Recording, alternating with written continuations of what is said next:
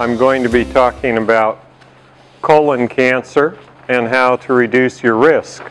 The top cancers that we have to deal with in this country and worldwide are breast cancer, prostate cancer, and colon cancer.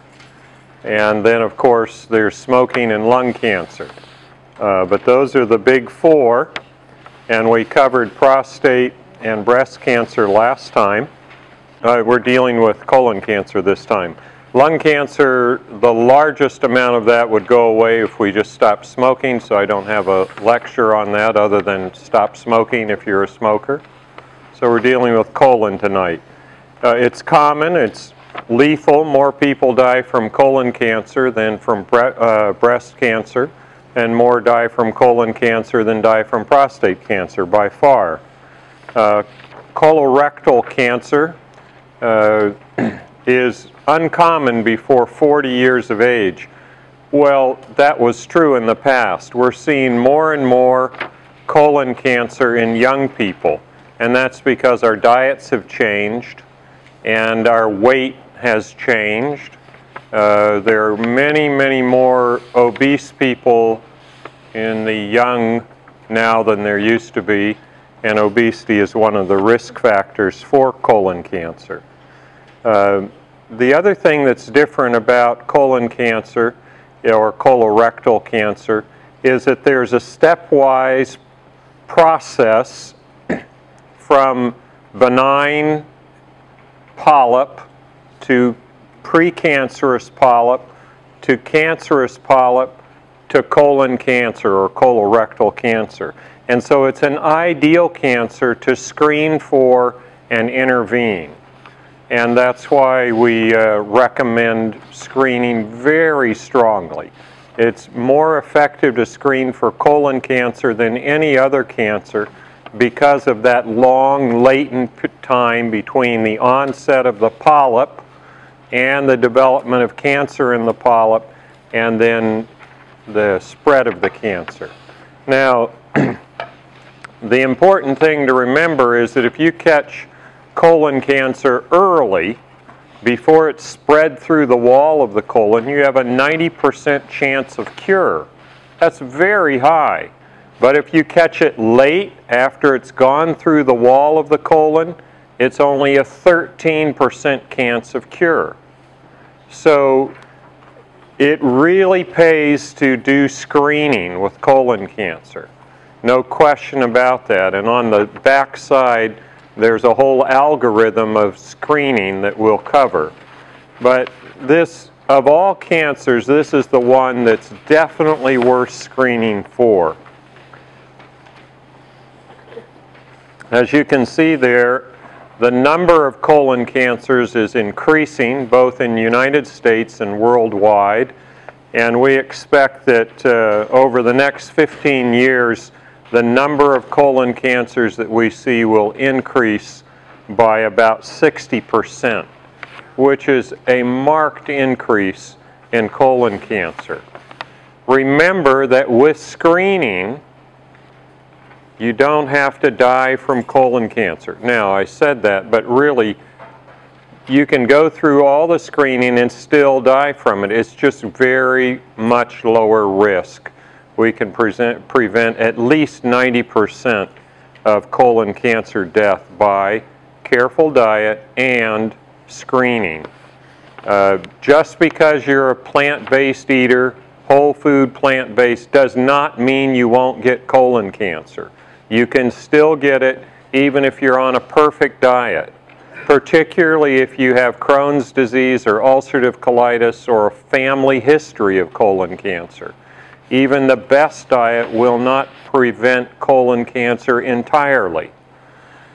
The American Institute for Cancer Research estimates that we can prevent 50% of colon cancer with a careful diet. It's probably higher than that if you're very careful, but just with a few simple things, you can prevent 50% of colon cancer, and we'll go over those tonight with you. If you drop from that first paragraph down to reducing your risk, There's several things that will reduce the risk, several that will increase the risk. Some of those that increase the risk you can modify, and some that you can't, as you'll see. Fiber is very, very important. For every 10 grams of fiber per day in your diet, you reduce your risk of developing colorectal cancer by 10%.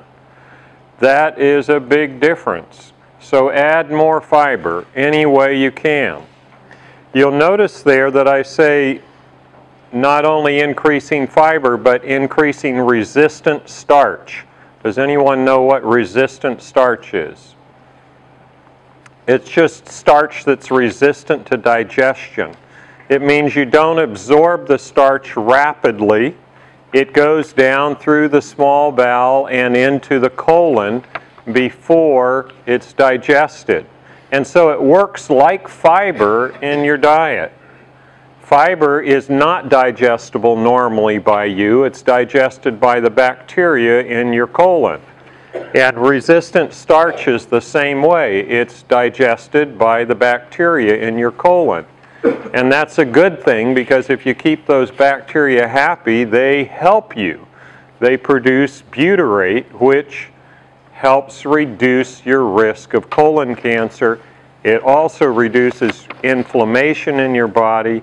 It reduces your risk of autoimmune diseases, reduces your risk of diabetes, reduces your risk of heart disease, all of those things just by keeping the microbiome happy and shifted toward bacteria that make butyrate.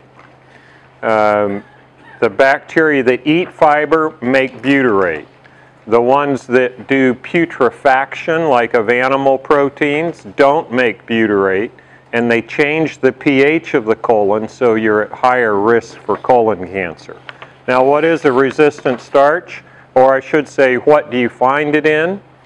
Oats have a lot of resistant starch, but so do potatoes, pasta, and rice if you cook them and then let them cool, and particularly if you put them in the refrigerator. Now, this is a really interesting trick, because you can take a white potato and cook that potato and then put it in the refrigerator, make a potato salad out of it, and it has a high level of resistant starch. As a result of that, your blood sugar doesn't go up nearly as fast, and that starch now nourishes your bacteria instead of making you so heavy and blood sugar go up. The same is true with pasta salad, and the same is true of rice dishes that are cooled. Now, if you heat them up again, the starch loses its resistance.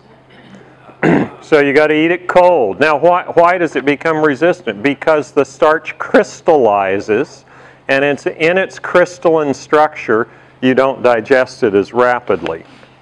And so if you're worried about those white potatoes, just make a good healthy potato salad out of them, and it won't have near the negative effect on your body if you have problems. Now, there's nothing wrong with potatoes. They're a wonderful food.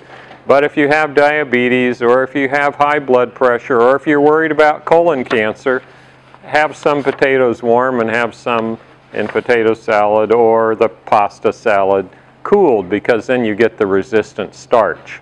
You can also get resistant starch in green bananas, but I don't like my bananas green. Yes, you had a question. What about oats? Are we supposed to eat those? No, oats, the starch is resistant without cooling it. You can eat oatmeal hot. You don't have to have it cold. The resistant starch is either crystalline, or it's a starch that you don't digest easily, just because it's a different chemical formulation of the starch. Beans and legumes is not a temperature issue. Beans and legumes also have resistant starch to some extent, but they're loaded with fiber, which does the same thing. And so beans are wonderful to reduce your risk of colon cancer. So resistant starch is just a starch that's in a crystalline form or chemically arranged so you don't digest it too easily, whereas fiber you don't digest until it gets to the colon, and then the bacteria digest it for you, and your body handles it differently there. The next one, for every 90 grams per day of whole grains, your risk for colon rectal cancer is reduced by 17%. And that's because of the fiber again, but it's also because of resistant starch and other nutrients within the whole grains. So you want your fiber, you want your whole grains as well. Those both reduce your risk of colorectal cancer. Now here's one that may surprise you, and that is for every 400 grams of dairy per day, your risk of colon cancer decreases by 13%. So if you're a man and your prostate's already been taken out, or if you're a woman and your breasts are not there anymore, they've been removed, go ahead and have your dairy. Remember, dairy increases your risk for breast cancer and prostate cancer, but it decreases your risk for colon cancer. I wouldn't recommend you say, well, I'm going to fix my colon cancer with dairy, but why is that? Well, one of the reasons is people that eat more dairy tend to eat less of the sugar-sweetened beverages, and they have definitely been shown to increase colon cancer risk. So it's part of it's a shift. The other is that good bacteria called Lactobacillus acidophilus. That is a very healthy bacteria, and it loves to feed on milk. And so by having more milk, you get more of the good bacteria. But you can do the same by eating a yogurt that's a plant-based yogurt. Except for calcium also decreases your risk for colorectal cancer. And when you eat dairy, you actually don't absorb the calcium well. It travels through the GI tract and down to the colon, where it works very nicely to prevent colon cancer. But when you take calcium supplements, the same is true. You don't absorb calcium carbonate very well. That's why you have to take such high doses. And some of that calcium makes its way down to the colon as well and is helpful in preventing colon cancer. So you can get the calcium in a calcium carbonate supplement. I wouldn't recommend high doses of that, however, because high doses of calcium has been shown to increase your risk for heart disease. So you want to get, you can get too much water. It's called drowning. So you want to have a balance here, and that's really important. If you're going to use a calcium supplement for your bones and for your colorectal cancer prevention, I'd recommend you don't exceed 400 milligrams a day unless under the direction of a physician. 200 milligrams, it goes reduced by 8%. Now, another thing that you can do is you can exercise. If you compare the lowest level of exercise to the highest level, there's a 16% reduction. Another way to say that, and it's down a little bit lower, is if you walk for 5 or more hours a week, you'll reduce your risk of getting cancer or of recurrence by about 38 to 40%. So you want to try to get in 5 hours of exercise a week in order to get that 40% reduction in your risk of colon cancer. Why is that? Well, one of the major reasons is you can't exercise 5 hours a week usually if you're getting all the fiber you're supposed to be and be constipated. It just doesn't happen because exercise stimulates the bowel. One of the best things that you can do is to go for a brisk walk after eating. I didn't say jog and really burn, that because that's hard on digestion. But a brisk walk after eating stimulates the bowel and helps things move through. if you decrease the transit time, that is, shorten the time between when you eat and when you do the other things, you'll have a lower risk of colon cancer. That's why exercise helps. So brisk walking, then you'll have brisk pooing. I guess that's the answer.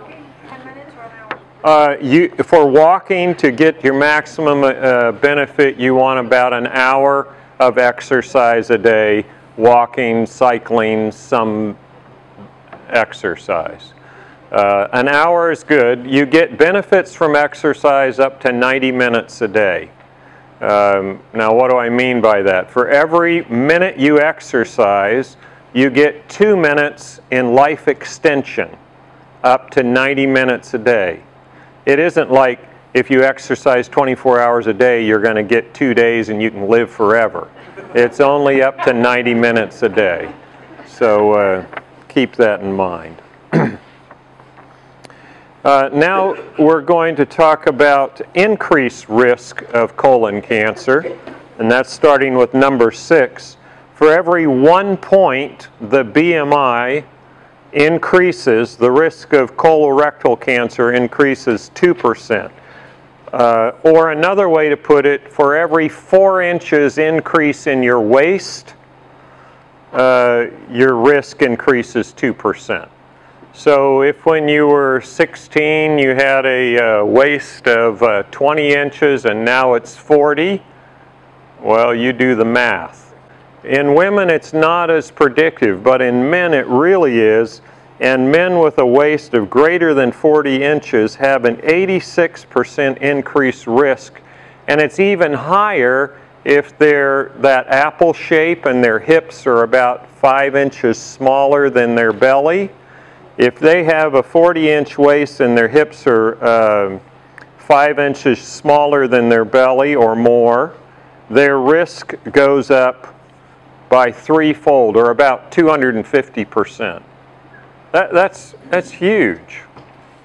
So if you're one of those people that puts on the weight here and you got those slim hips, at least get your colonoscopy and get it regularly. Very important, the shape when it comes to risk. Now here's one you can't deal with very well. For every 2 inches taller that you are, your risk of colorectal cancer goes up 5%. And they think the reason for that is taller people have longer colons. Really? Yeah. The other reason is people that are taller tend to grow faster and have more growth hormone in their body when they're young, and that growth hormone does really good things, makes you taller, and really bad things, it makes cancer grow. So if you're taller than average, you're at higher risk for colorectal cancer, and you have the numbers there. For every 2 inches taller you are, your risk goes up by 5%. So if you're tall, at least eat your fiber and go for a walk every day. How many of you took a walk today already? All right, I like that. So did I. I took one with my dog this morning, and you know, you take your dog for a walk and he's looking for a place to, and happens to all of us, right? Okay, so number 8, for every 100 grams per day of red or processed meat, your risk for colorectal cancer goes up by 12%. Well, how much is 100 grams? Well, one hot dog is 50 grams. I lumped them together. Really, it's much more striking for processed meat. I said processed cancer. That's about what it is. The World Health Organization now classifies processed meat in the same category of carcinogens as it does smoking. It has the same magnitude of effect on cancer risk. So don't eat processed meat and think you're doing yourself a favor. You're doing the colorectal surgeon a favor, but not yourself. It's a very potent risk factor.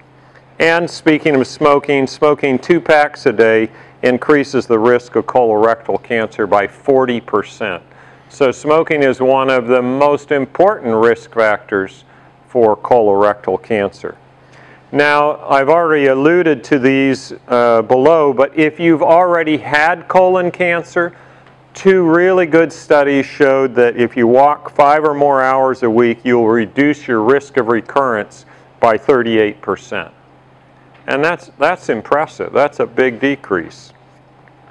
And if you have the following diet, a diet with red and processed meat, desserts, and refined grains, you will triple the risk of recurrence versus a plant-based diet.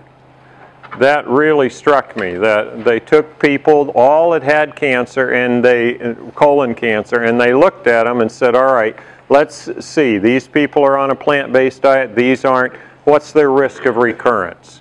And if you eat a standard American diet, you triple your risk of recurrent colorectal cancer. 2 other things here. Turmeric. It's good for lots of things. It's good for arthritis. It's good for reducing inflammation. It's also good for reducing your risk of colon cancer. They've given turmeric to people with familial polyposis that have very high rates of colon cancer. And what they did is they took a group of people, they did a colonoscopy on them, and took pictures of their colon polyps that they had, sampled the colon polyps to see how many were precancerous adenomatous polyps, and then put this group on turmeric, and then re-scoped them after a year. Half the group were taking turmeric, half weren't. And they found a marked decrease in the number of polyps present. So even though they had polyps, half of the polyps they had, 50% of them, went away just with taking turmeric. And a fascinating study on turmeric and people with a much higher risk of colon cancer with already polyps present, and they found that those polyps left had moved away from the precancerous type of polyps back toward more normal benign polyps. So turmeric is very helpful. The side effect of the turmeric was rather remarkable. They had to put up with yellow stools, as you might guess. What was the dosage? The dosage, I should have written it down. I believe that was 40 grams a day. What would that About a teaspoon. Let's see, no. I'm sorry, it was less than that. It was about a teaspoon of turmeric a day. And that's the ground? There was a ground turmeric. But you could have the whole root. It's pretty potent, though. I'd put it in a smoothie or something like that if you're going to take a teaspoon a day. Or make that turmeric dressing. I should share that recipe with you. That's a really good, it's like honey mustard dressing, only it's turmeric. The dressing, how to get it. Yeah, I put a lot of turmeric in there. So, in any case, then the other thing that I wanted to mention is stool pH. You want to have your stool acidic to prevent colon cancer. And the way you get an acidic stool is to eat a lot of fiber. And then the bacteria make that butyrate or butyric acid, and then you have an acid stool. If you look at people that have colon cancer, almost all of them have an alkaline stool. You want to have an acid stool. And by eating a plant-based diet, your bacteria shift your pH toward acid and help lower the risk of colon cancer. Any questions before I go on to screening? Yes? Talk a little bit about the polyps. Okay, so polyps. There are benign hyperplastic polyps. Those are not precancerous. They're the most common. And then there are precancerous polyps, which are adenomatous polyps. There's the tubulovillous adenomas, and there's the tubular adenomas. Both of those are precancerous. And then there are the flat polyps, and those are usually considered precancerous as well. And if you've had one, then you'll notice that your gastroenterologist will shorten your interval between your screening times. If you go have a colonoscopy and there are no polyps, they say come back in 10 years. If you have low-grade polyps, they say, like hyperplastic, it's 5. And if they're precancerous or potentially precancerous, like the tubular adenomas, then it's 2 to 3. And if they're villous adenomas or have cancer in them, then you're back in a year. But you don't have to know that. Your gastroenterologist should tell you that. And my guess is they said, well, we'll see you back in a shorter time than 10 years. 3 years would be about right. And the reason is there's that progression. And if you've already had polyps, they're going to be looking for more. Why 3 years? Because you don't catch every single polyp with a colonoscopy. You catch 96% of them. But they want to go back and make sure there wasn't one that they missed that's now grown big enough they can see more easily.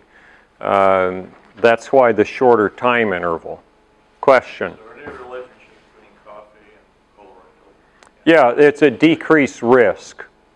Really? Slightly decreased risk with coffee, and that's probably because it's a bowel stimulant. I have lots of patients that say they drink their coffee and then they have to visit the bathroom. And, you know, that works. Question? So if you're walking, say, 40... That's good. 40, 50 minutes brisk walking, that's great. Yes, question? It's like the obvious family history. Yeah, family history, and I'll get into that on the next page. But if you have a family history of colorectal cancer, you're at definitely increased risk. No question about that. And you know, it's hard with this family history because you tend to eat the way your family eats. Okay? So diet's hereditary? Well, not exactly, but if your parents were eating a certain way, and because of that, their risk for colon cancer was higher, you ate that way at least for a part of your life. And you can change your diet and your risk starts dropping the minute you change the diet, but you still have to remember you ate a different way earlier and your risk is still higher from that. So if you have a family history of colorectal cancer, as you'll see on the next page, there's more intense screening. Question? Have they done any studies on blood types and colorectal cancer? There are no good studies that demonstrate a connection between blood type and colorectal cancer. There's some hints in the lay literature, but there's no real good studies. Now there's that whole thing about eat to your blood type and all of that, and if you're O, you got to have this and that. There's no science in that either, unfortunately. I wish it was so easily. Just check your blood type. Oh no, I know what I got to eat today. Unfortunately, you still have to eat plants. That's the bottom line. What? Yeah, type A does not increase the risk, but if your family's mostly type A, I mean, you get your blood type from your parents, there are other factors that go along with that and can increase your risk. Without question, family history is really important. There's one more phrase there. The best diet and lifestyle now known is estimated to be able to reduce your risk of colon cancer by approximately half. But with proper diet, lifestyle, and screening, your risk of dying from colon cancer can be reduced by 90%. Really, really important to keep in mind. Don't say I'm on a good diet so I don't have to be screened. If you're on a really good diet, you may be able to delay screening for a little bit if you're not risk averse, but I wouldn't recommend it. I think following screening is the way to go. So here's the algorithm. This was taken from Up to Date. Just copied it right out of there, and we'll go over it. So if you have symptoms of colorectal cancer, what are the symptoms of colorectal cancer? Blood in the stool. You know, cancer is there before you have many symptoms. If you've got symptoms already, it's too late. You're in that 13% almost always. But blood or bloating or change in bowel habit, that sort of thing, then you really need screening, and you need a colonoscopy. If you've got symptoms, you need a colonoscopy. But if you don't have any symptoms, you're just an average person going around and everything's normal in the bathroom, then if you have a history of it, here's where family history comes in. If you have a history, a family history, then you can follow down and you can see what your screening options are. If I had a family history of colon cancer, or if my patients have a family history of colon cancer, I recommend they have a colonoscopy. Now, there are different types of screening, and you'll see them there. There's colonoscopy every 10 years. There's CT colonography every 5 years. That's acceptable.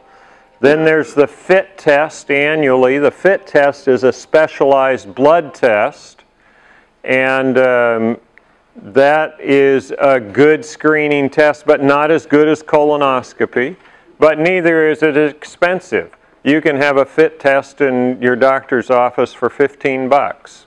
That's what we charge in our office because it covers the cost of administration.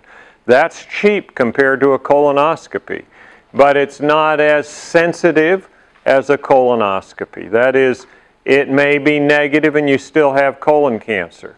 It picks up about 80% of colon cancer, whereas colonoscopy picks up about 96%. So if you did an 80% test every year and you got 80% the first year, and the second year you got 80% of what was left and 80% of that, over time it works out almost as good as colonoscopy unless you had colon cancer to begin with. But if you had colon cancer to begin with, you might miss it with a FIT test 20% of the time the first year, and you know, some of the time the next year, and then maybe it's too late. So you have to understand these tests. A FIT test is certainly better than doing nothing, but it's not as good as a colonoscopy. There's a new test on the block. It's called a ColoGuard test. This checks for the DNA shed by polyps or cancer. It also checks blood. The FIT test is included in that. And it's a conglomerate of tests, and it is as sensitive as a colonoscopy. So it'll pick up 96% of colon cancers, but it's not perfect. Why? It is not as specific as a colonoscopy. That is, you can be positive on the ColoGuard and not have cancer. So the downside of the ColoGuard is that you could get a positive test and say, oh no, I've got colon cancer, and have a colonoscopy and it's negative. And I've been doing ColoGuards in my office for people who wish to have them. And in the last year, I've had 3 positive tests. And 1 was a true positive, that is, they had polyps, fortunately not cancer, polyps. And the other 2 positive tests were false positives. They had a colonoscopy subsequently with nothing wrong. So it's a great screening test, but it's not a great diagnostic test. You get the difference? And the other thing is you need to have a colonoscopy 10 years at least before the first polyp or precancerous polyp or cancer was found in your relative. So if your mother had colon cancer diagnosed at 50, you start screening with a colonoscopy at 40. If she had it at 40, you start at 30. If you have a family history of familial polyposis or one of the genetic diseases where you grow polyps everywhere, you start at 20 or 25 or 30, depending again on when it was first diagnosed in your family. But you do early intense screening with those. Any other questions? So there's the FIT test, the colonoscopy, and the ColoGuard test. You can also do FIT plus sigmoidoscopy. I don't recommend that. If you're going to have an instrument shoved up where the sun doesn't shine, have a long one put up there and have them do a good job. I mean, really, if you're going to go through that mess, you might as well have it done right.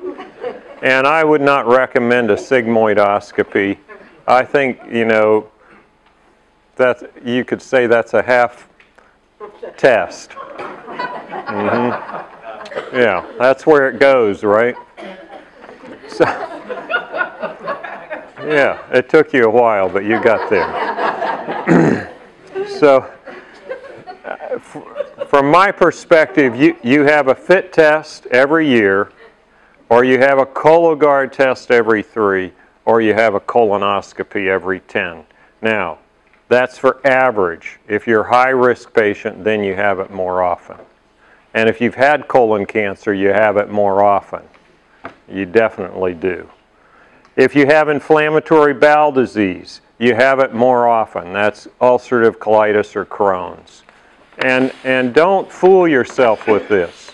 Remember, 90% of the people diagnosed with colon cancer early, that is before it's spread to the wall of the colon or through the wall, are cured. If it's through the wall, 13% are cured. That's a huge difference.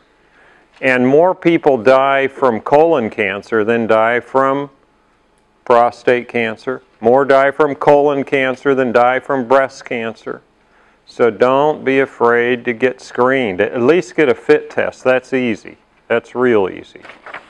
Question? If you have a FIT test and it shows that there's blood, does that mean that it is cancer? No, it does not mean that it's cancer. All a FIT test means is that you are bleeding from the colon.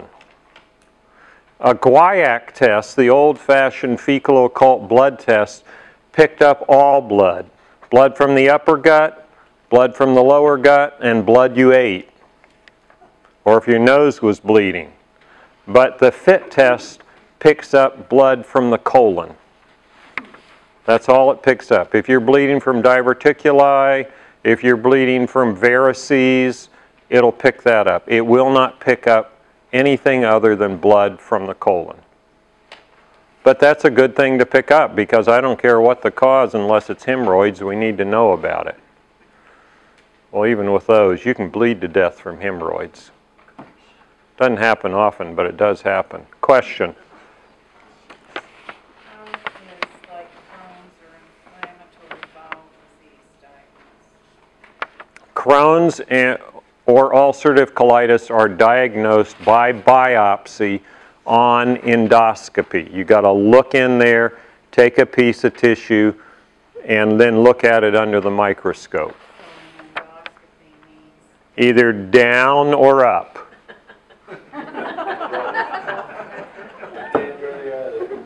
Yeah, that's the only, or you can swallow a capsule, but then they can't biopsy. They have these little capsules that have a camera on each end, and you swallow it, and it takes pictures all down through your insides. It's really slick.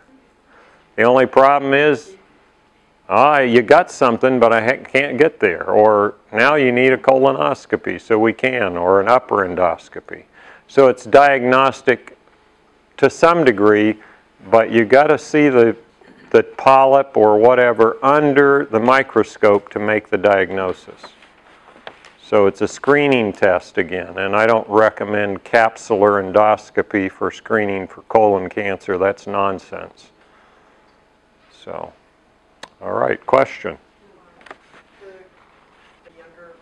Yeah, this is currently, my guess is if the trends continue, we'll be screening more people younger in the future than we are now. And that's based primarily on weight. If you go back to 1950, about 10% of people in the United States were obese. What are the rates now, Cheryl? 30 plus, 35% are obese, almost 40. And people say obesity is genetic. Give me a break. How much of the genes changed since 1950, etc. But you know what the best way to detoxify your body is? I mean, we live in a polluted world, let's face it. How do we get rid of the pollutants? Fiber. Fiber. You know, people talk about liver detox. You ever heard about that? Oh, you got to take this drink and that, and then you need that.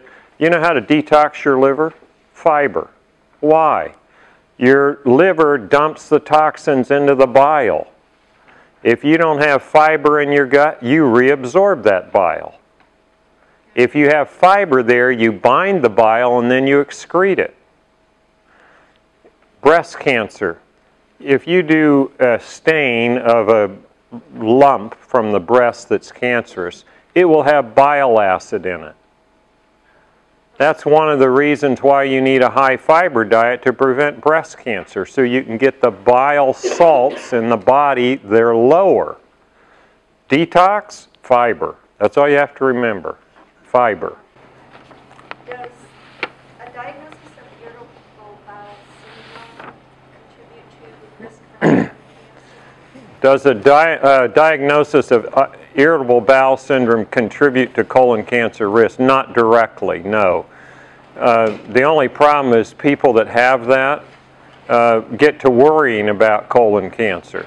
I had a patient some years ago who came to me and was sure that he had colon cancer. Absolutely sure. So I said, well, get a colonoscopy. It was irritable bowel. So you might say, well, if they're worried enough about their bowels because they're irritable, they'll get their colonoscopies and then they'll have a lower risk. And there's some truth to that. So, yeah. Is there a genetic test for colon cancer? Yeah, it's called the ColoGuard test. You're testing for the genetics that are shed, but directly no. Not checking your genome and say, oh, except in the familial polyposis syndromes, you can do that. Yeah, there's several Lynch syndrome, etc. But you pick those up by family history. No, we don't recommend barium minimus for screening anymore. CT colonography is much better. But I don't recommend CT colonography because you have that and they find something, now you need a colonoscopy. Yeah, that's, you know, then you got to go through that prep twice. That's a real drag. You know, so the only place, in my opinion, for CT colonography is if you have a very redundant colon. That means it does this and around, and it's really hard to do a colonoscopy on. And then a CT colonography has some sense. And there are people that have a very redundant colon. And you know, they're tiny little people, but they have a huge long colon. They're not tall, they're just long colon. They're full of it, you know.